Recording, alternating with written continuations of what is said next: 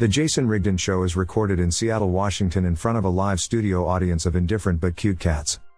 You can support this podcast by giving us a rating and review on iTunes, sharing this episode on social media, or just by telling a friend about the show. You can also support the show financially on Patreon. Just visit patreon.com/Jason Rigdon.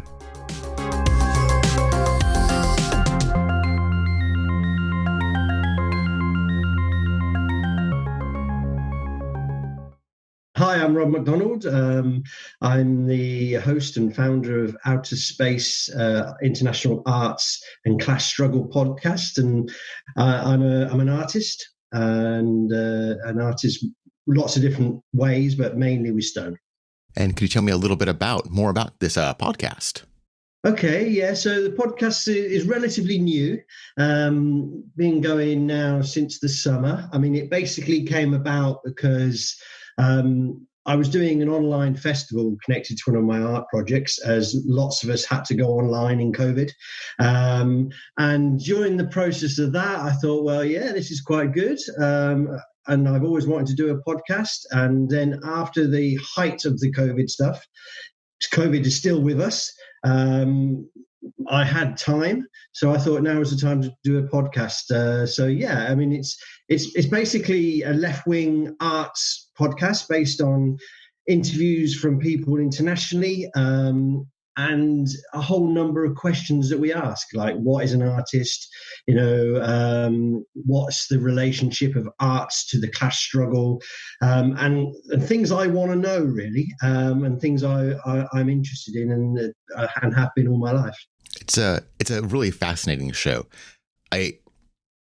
This convergence of, art and politics is, I feel kind of naive for not really thinking about it in the way you've presented it. Yeah, not to worry. Could you tell me a little bit? Listen to all the shows, then you're. Yeah. Could you tell me a little bit about your journey as an artist? Yeah, I mean, the show and me are obviously very interconnected. I work with two other guys, and I can explain a little bit about them in a minute. But the evolution of the show is really the next stage of my art in many ways, and me, because from the age of about 14, and I'm 50 now, so I'm no spring chicken. So for 36 odd years, I've been some sort of political activist and some sort of artist, and really. It's the convergence of those two things is the important part for me, because I think that the role of the artist, well, for me personally, I had these two tandem lives, the radical sort of community artist and a political activist, and they were always separate. And it made absolutely no sense to me many times. And I attempted lots of different projects to sort of unite artists together, to fight for our rights and these kind of things.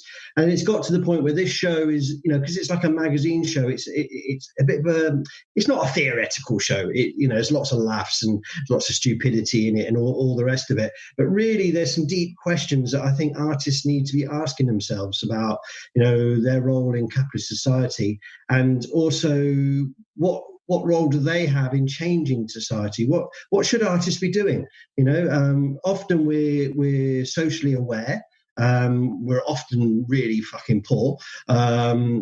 We're often struggling, and we don't often put the dots together and realise that our lot is in with fighting for the emancipation of the working class.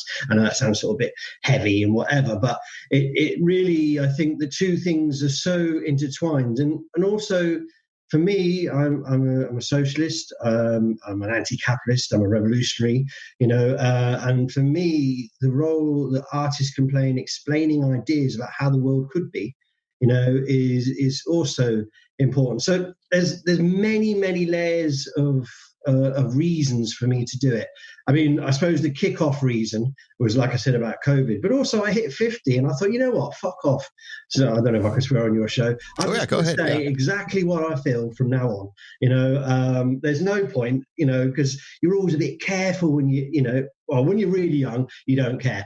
But then you don't really know things too much, and then you go through this period of growing up a little bit, and being careful how you pose things and whatever. And then I hit this sort of age and I think, you know what, I'm going to have a bit of an organized midlife crisis. And I'm going to do it live on a podcast, and I'm going to talk about the things. And I don't really mind if I say it wrong, I don't really mind. I mean, obviously I don't want to offend anybody. It's not about that, but it's about saying, well, these are two things in my life. I don't have to be quiet with my socialist mates that I'm an artist. I don't have to. I'm quite upfront saying art's really important, and the other way around with my artist friends saying that my political, views and life are important. And so, in that sense, it's part of my art creation, because the artworks I do, although I'm a stonemason by trade, I've spent most of my life in building sites, working for the super rich and not earning super rich money. And I developed about 10, 15 years ago into sculpture and monument building. And my job is often doing working class historical monuments, which, and that's, I've got a big project in Spain at the moment to the International Brigades called Solidarity Park. And that's been a community participation project where we've got schools and young people involved and the community and the international community. And during that, I started making links with lots of other international artists, and so again, it's the coming together of these two things. And I just went for it. And at the moment, I think, the way things are with COVID and whatever, I think everything's online. Here we are on Zoom, you know what I mean? And it's a bit of a revolution that was already taking place, but it's extended it. And I think I'm on a wave with that. I'm sure there's loads of new podcasts out there that nobody knows about just yet. They're going to be quite good, I hope. Yeah, I mean, we're kind of in kind of a revolution of kind of independent leftist media that when I was young, I would have given anything to have a library like this, like being someone who learns a little bit differently than maybe everybody else. Reading, as I say, those old dusty books was very difficult for me, but actually just talking to people is so much easier. Well, actually, that was quite a cutting reason to do it, because I was involved in a project for about 4 or 5 years called Bad Art, and it was the idea of that was to bring artists together, and we did a magazine, and then it ran its course. We did a number of magazines, and it still exists in the basis there, but it's not active as an idea. But I wasn't the actual editor of that, but I was like one of the main people pushing it. And then when that ran to an end, I thought, well, I kind of want to continue this project, but I'm not an editor. I like writing poetry. I love literature, but I'm not a wordy grammatical. And if you read anything by me on my website, you'll think, oh my God, that guy needs a copy editor or something like that. And so to do the podcast, I don't need that. I can just talk. And I can think and communicate, and they're skills I think I've got, at least to a certain level, whereas doing magazines is a lot harder for me personally. So yeah, it's a bit of an opener. The world, if you like, dyslexics are allowed to come out from under the ground now and take over, because we're not blocked in the way that we might have been in the past. Yeah, one thing I really appreciate your show, it's a show largely about art, but you're not this may sound weird, not an elitist about it. You're very down to earth. I really appreciate your attitude. I believe you said multiple times that you think that anybody could be an artist. Well, no, I believe everybody is. I mean, yes, okay. I mean, one of the things, I did a prelude to the show Zero, where it was actually my 50th birthday, and I just recorded. And that was on your birthday? Yeah, it was the very first one, and I came up with a number of questions in that I thought, what's important, and one of them was this idea of what is art, because oh God, what a great big question art is, blah blah blah, it's this, it's that, and from a Marxist point of view. Art is always viewed as part of the superstructure. I mean, we're not going to heavy Marxist stuff now, but it's part of the culture of society, the economy being the driving force, all these kind of things. And of course, I agree with that, and that's very true. But I got to thinking that art is more than that. Art is really this idea that when you have a problem in front of you, what do you do about that problem? And you have to be creative to solve that problem, whatever it might be. And so I've got to this thing in my head that art is the moment of creativity when you have to solve a problem. And viewed in that way, it's the very first step of humanity. It's not when we come out of the caves, what's the first thing we do is like build a shelter and cook some food. No, the first thing we do is have to use our hands in this sort of traditional Marxist way of understanding the evolution of society. We have to use our hands in connection with our brains to be creative, to make the fire, to do those things. And so if you extend that out over periods of history, it's just something that we all do, but the problem with the constructs of today is that art is either a middle class thing or an upper class thing, or it's something you're privileged to be. And so one of the questions we ask a lot of the people on the show is, do you think you're an artist? And some people go, yeah, absolutely. I'm self-identifying with the show and with I'm an artist. And some go, no. One of the first shows I did was with a COVID-19 intensive care nurse. And she caught my eye on social media because she was writing poetry every day while she was dealing with the problems of being a nurse, looking after dying people in this human disaster. And in the interview with her, and she's a union activist and everything, I said, so you're an artist? And she went, no, I'm fucking not. As if it's a dirty word for working class people. And so for me, one of the missions, if you like, one of the things that I think is important to say to working class people, look, your creativity, your passion, the things that you're into, it's okay. You come out of the closet, you're allowed to be a human being. You're allowed to be passionate. You're allowed to look at a flower and dream and go off on one. I mean, it's one. There's a couple of reasons why the podcast is called Outa-Space, but one of the reasons is because let's get off the planet and look at it from above and take a dreamy, different view of the world. That it's not. You're allowed to do that because the drudgery of life sometimes for working class people and the struggle, it fucks your head up, And I've been there many times. I've been in loads of jobs in my life. Still sometimes that life isn't good. You wake up in the morning, you don't want to get up and you don't want to go to work. And so there's this conflict going on with all that. And I think the biggest problem for me is I looked for a show like the one I'm trying to do and I couldn't find it.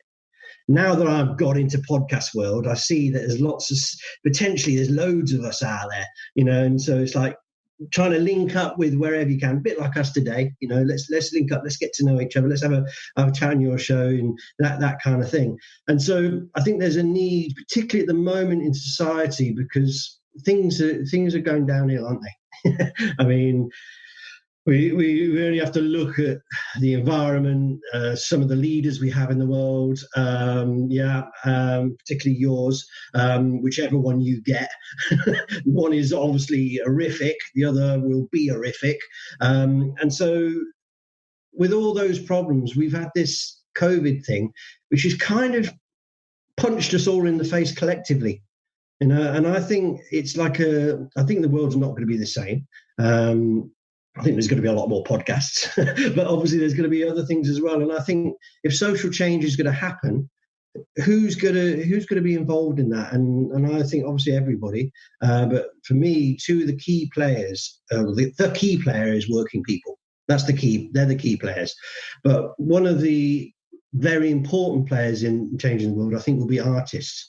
But there's a certain getting off our knees, getting off our asses, actually, with artists, more the point, that actually needs to happen. And one of the ideas of the show is to trying to push that along with some discussion, Anyway, you can see I don't mind talking.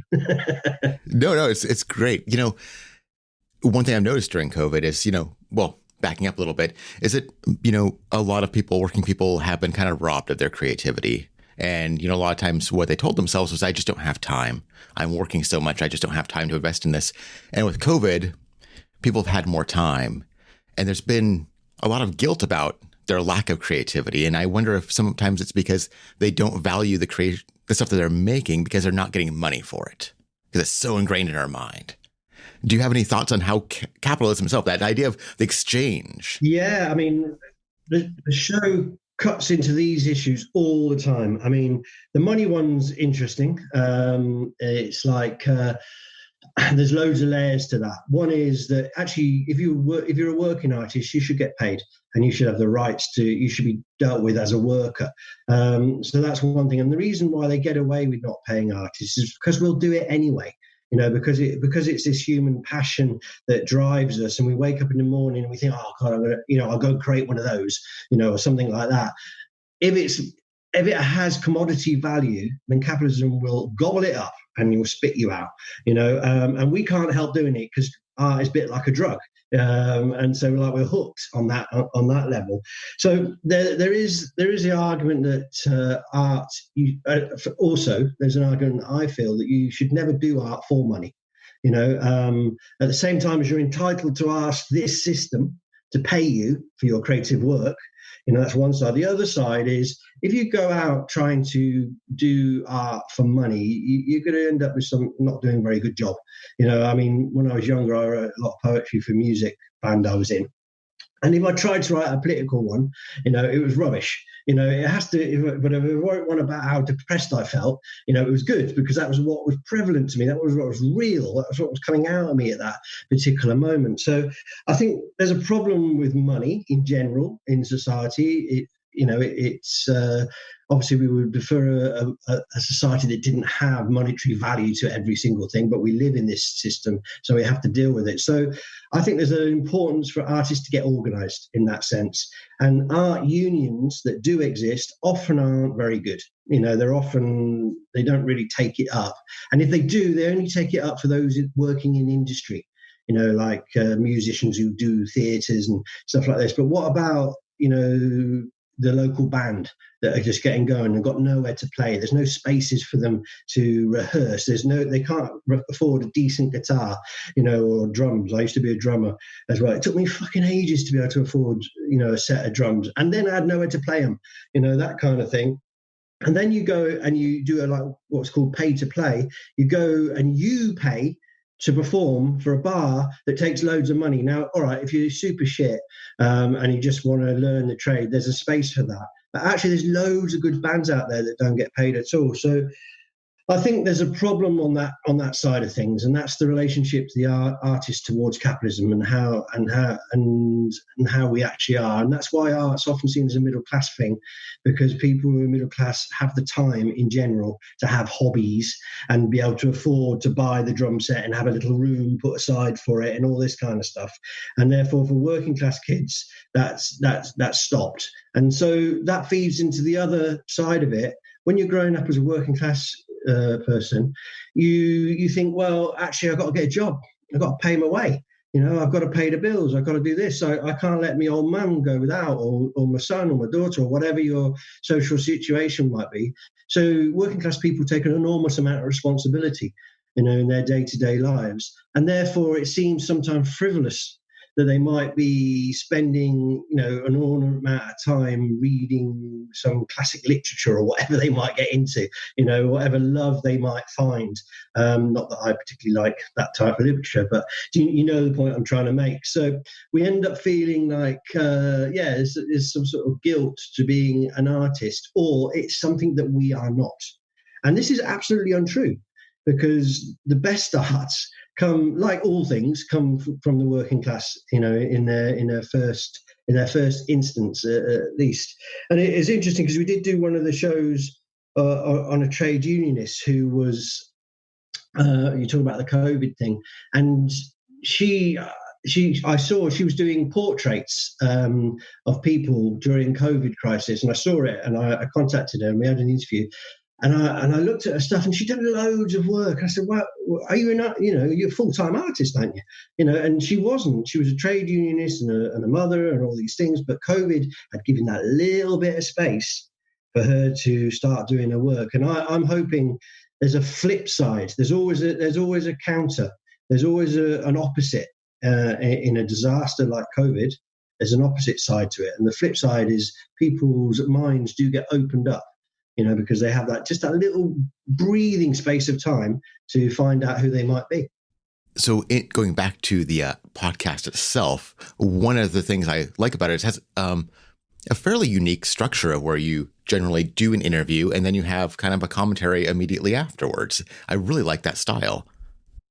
Well, that came about because, as you can tell by this interview, I've got plenty of opinions. Yeah, and so when I did the first one, I was like, yeah, and I'm going to do more of them, like Rob rants. I'm going to say how I think it is, and I thought, well, that might catch a few people's attention for a few weeks, but after a while, people will be pretty bored with hearing my voice, and I also I thought, well, who shall I get involved with me?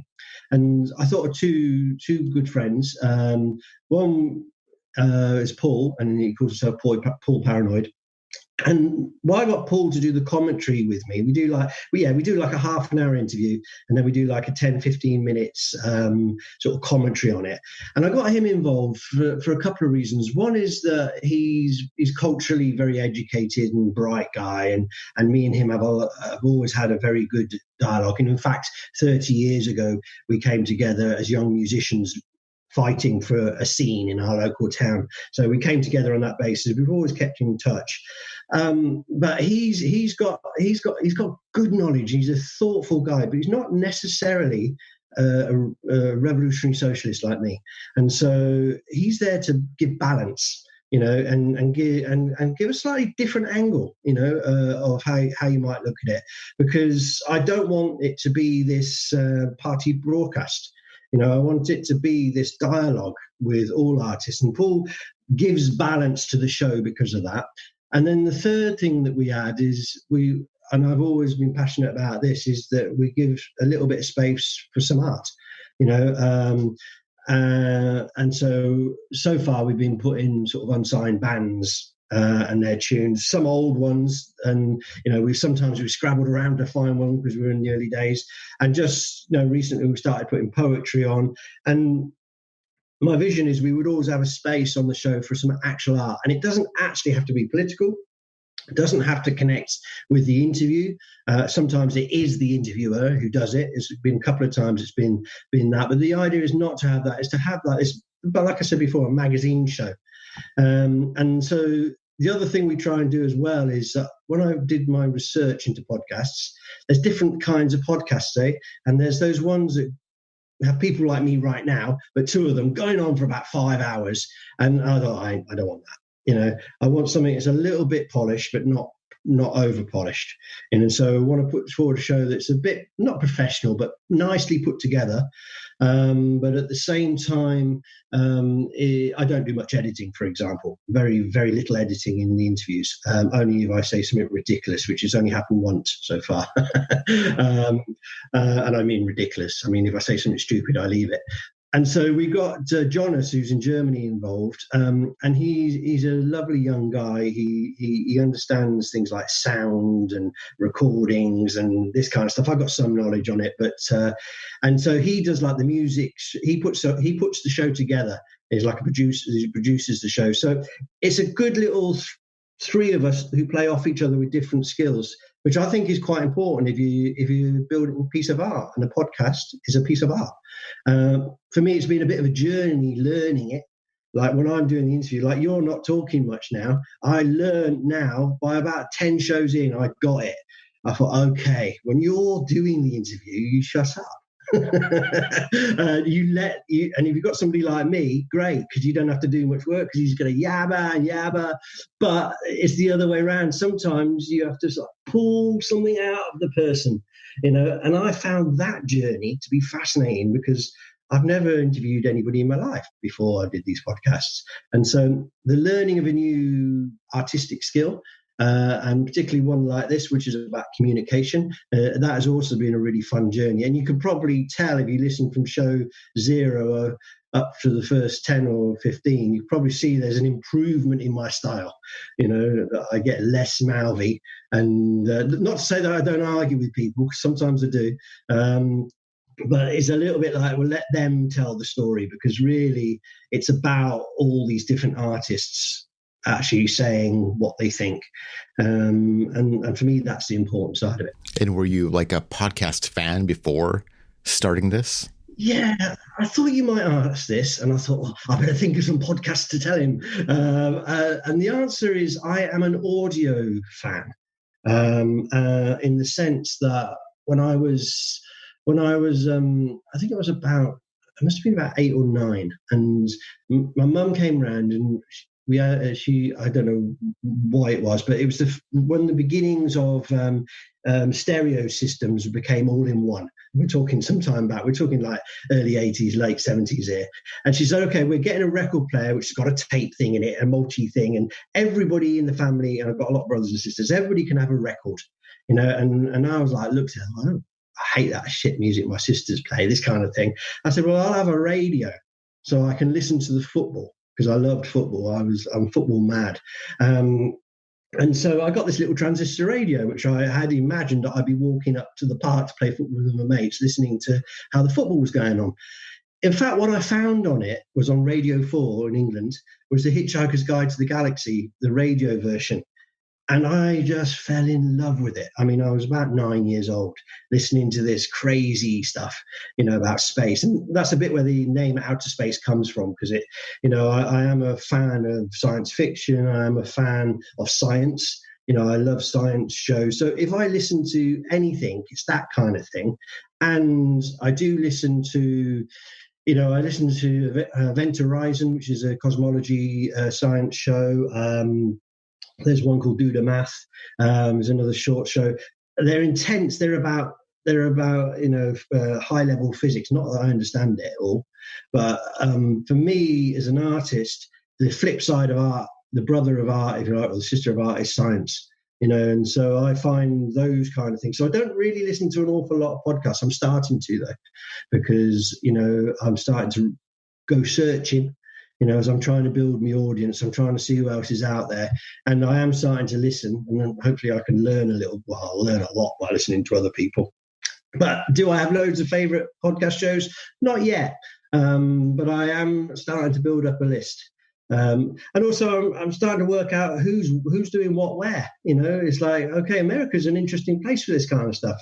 It's a big world. I know you guys quite often think you are the whole world, but the rest of the world, we don't really know what you're doing.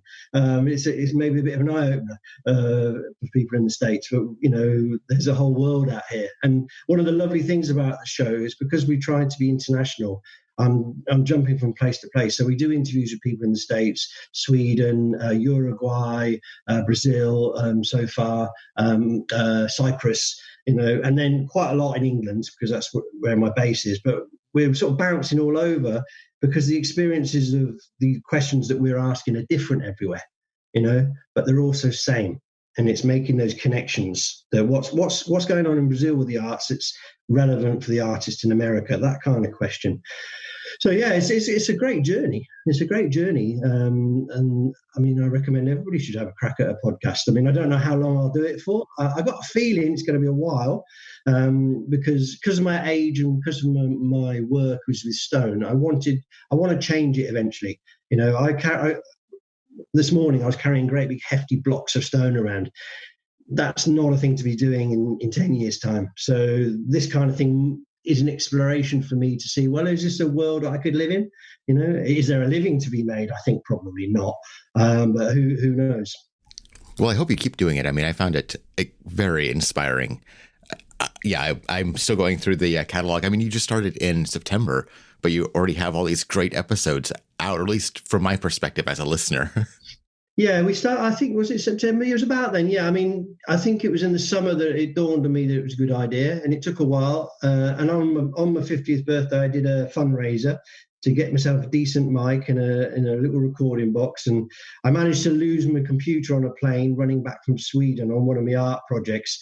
And so I had to get a new computer, and I had to get the money for that. So yeah, I think we started in late summer, early autumn. But I'm one of the things I'm lucky with is that I'm blessed with knowing loads of really interesting artists, because some of the projects of the left, if you know what I mean. I'm sure there's other artists who aren't political that are really stimulating as well, but I'm quite hooked into that world.